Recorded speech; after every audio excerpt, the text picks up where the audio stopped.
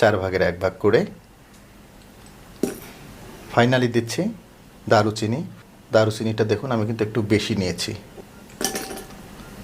দারুচিনিটা কেন বেশি দিয়েছি আমি আপনাদের বলবো।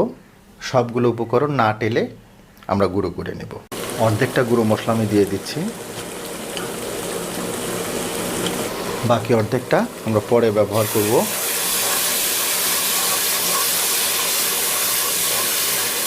এখন মাংসটা দিয়ে দিচ্ছি। এখানে 2 কেজি মাংস আছে।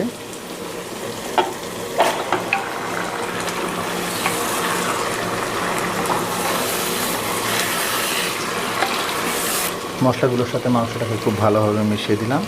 এখন আমি ঢাকনাটা লাগিয়ে দিব। প্রথম 10 মিনিট মাংসটাকে আমরা হাই হিটে রান্না করে নিব। প্রথম 10 মিনিট আমি মাংসটাকে হাই হিটে রান্না করে নিলাম। দেখুন মাংসটা থেকে অনেকটাই পানি ছেড়ে দিয়েছে।